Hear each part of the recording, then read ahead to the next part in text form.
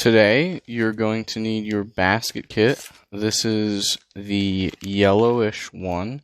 It is a round kit. You can see that there's a round wooden base in it. That's the one you're going to need to pull out. You should have a couple reeds, the stakes, as well as your wooden base. Now I want you to take all of your stakes first. Just take the rubber band off and then lay them out in front of you. We're going to be working with those. And then you can take your reeds and just put them to the side for now. So you're also going to need a tub of water. I have some here next to me. And we're going to need to first soak our stakes into the water. Warm water works faster. I'm in camp, so I do not have that option. I just have the groundwater, which is quite cold. You're going to want to leave them in for about 15 to 30 seconds. Now, you could put them all in at once and kind of just let them sit in there and pull them out as you go. Or you can put them in one at a time. Personally, I'd rather put them in one at a time, so I'll keep them all in front of me. I'll leave one in. And then while I put my stake into the frame, I'll switch out. So I'll take this one out now that it's done soaking, and I put it into the frame. So do this, you're going to want to twist it a little bit. You got to use a little bit of force. Just spin it around so that you get that kinetic friction instead of static. And then you just twist it until you're able to get it in. And go through about an inch. Now while I'm doing this, what I'll do is I'll take another stake and I'll have it start to soak while I do this. So get it in about an inch or two so that you have enough to work with, because what we're going to be doing is lacing them around the base. Now I'll move on. My second one is done soaking, and I'll take another one and I'll put it in. And I'm just spinning it so that I'm able to get it in easier and using just a little bit of force. Now I take a new stick, put it in, take my other one, spin it, and get it in. And you're going to do this all the way around. Just keep going. Once you've got all your reeds in, you want to have them out a pretty decent length, because now what we're going to do is weave them flat so that it looks nice. So in order to do this, we're going to first need to wet them all. Now when we were just pushing them through, we only wanted to wet them for about 15 seconds. Not too long, because you don't want it to just bend as you're pushing it in. But here, our purpose is to make it bend.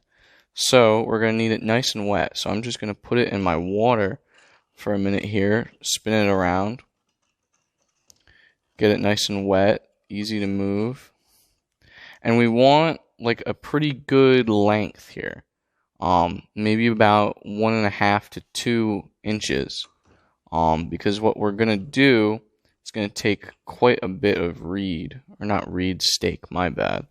So we're going to take each of our stakes, and one by one we're going to push them down forward. Then we're going to rotate it so that it's going to be inside the one immediately next to it, but then fold it to sit outside the one after that. So we should be passing 2 of the reeds next to it, one on the inside, one on the outside. And you're going to do that with each one. It gets a little tough once you're folding them over. So you may need to wet it a couple more times because they do dry out. And you're just going to keep doing this pattern where you go over and then under. Over and under. Once you get to your last one,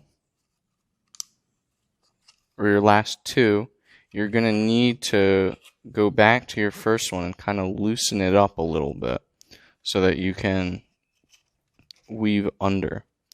So you're gonna go under or the inside, but then on your very first one, you're gonna try and tuck it under a little bit.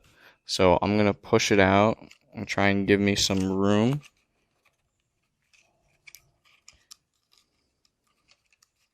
It's a little tricky. You might just want to hold it flat instead. If you have too hard of a time with it, try and lodge it in, but keep it flat. That's what I'm going to do here. I'm just going to keep it nice and flat. And then we've got our completed design. I really like it. It looks like a wreath or like a little sun with little rays coming off of it. It's very pretty. And now we can move on to our next step, which requires our reeds. So we're going to start by taking one reed out from our bunch. And yeah, it may look like one, but there's actually a couple in your bunch. Just kind of get it out.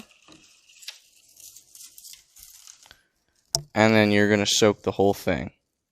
You need it pretty soaked. So what I'll do is I'll have it sit for a couple minutes. Not minutes, but a couple seconds. Up to a minute. And then I'll leave it in and like pull it out from the water as I go around. So I'm going to let it start to sit now. Once we're ready to start really weaving our basket together, you're going to want to pull your reed out of your water by one end and simply slide it down. Let me try and face you on your side. You're going to put it all the way down in between two of the stakes, and then you're just going to weave over and under. I kind of messed this up here. What I like to do is start from the top, get a good starting spot, hold it down, and then go over, push it down, and then under. Just keep going over and under for each and every stake. Now this, once you get it started and you get into the motion of it, the stakes will hold it in place and it'll get easier. I've had a ranger in the past get so good at it that he was able to do it as he walked down the trail. Just make sure it's holding in place and you can kind of just get into the motion of like getting a bit of a loop and then going under each stake, or every other stake you'll do this for, because you'll naturally kind of get this in and out pattern. You just keep going until you run out of reed. Now this takes a while, so I'll give you plenty of time to work on this. Now I've made a whole loop around, so now we're going to just continue to follow it, except this time, as you'll notice, since we have an odd number of stakes, every weave is going to be on the opposite end. So where on the last layer we went outside, this one is going to be inside, and vice versa.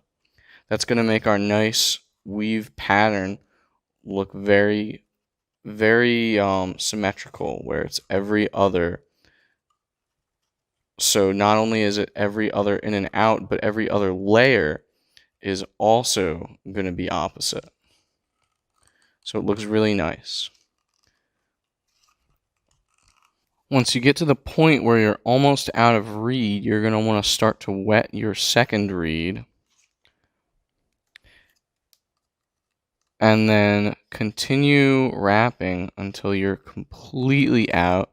Just making your little loops until you're done. Right here, that was my little last one. Now we're going to try and make it blend, so it's not very obvious that we ran out of reed here. So with our next reed, we're going to continue in the same pattern that we were going at, but we're going to start about one or two back. So I ended right here, as you can see, and I'm just going to maybe start back here. We're going to continue going in that path, follow the reed we just did, do our loops. I'm actually going to put my reed back in the water so that I can continue to soak as I go. And just continue on with your weaving. See, it looks like you can barely even tell that I finished a reed and continued on there. Blends in nice and well. Every time you run out of reed, you just follow this little pattern where you step back and then continue where you were. Now it actually looks like I messed up. I'll admit it. So to go back, you just pull it up until you get to the point where you are no longer messed up, which is about right here for me. It looks like I had skipped a reed right here actually. So I need to go under this reed. There we go, and now I'm back on track to what I was doing. And I keep going until I run out of reed, and then I swap it with the next one, go back a few, and then continue onwards until I am completely out of every set of reed. Once you are almost finished with your basket, you're simply just going to keep going with your reed. This is the final reed now. Just get all the way until you can't go any further. Try and hide it, make it look like it just kind of ends somewhere. Make it flow real nice. I hid mine kind of like behind the stake here. It's kind of hard to see. But basically you're just gonna end it like you would with the other reeds. Kind of tuck it on the inside part of the basket. But now you're probably saying, "Oh, AJ, what do I do? I got all this steak left." Now there's two things you could do. One would be to cut them off. But personally, I'd prefer the second method, which I'm about to say, which is wet them. So stick the ends into your water, and then you're going to take each one and fold it into the other steak. So put it right next to it. Your reeds kind of form a little hole that each steak is in. So you're just going to feed it through in between those reeds and kind of have it hold together. And you're just going to do this with each of them all the way around, sticking it in through your hole. You might need to wet it after each part because they do dry pretty quickly. But you're just going to go around and make each of them look kind of cute like this.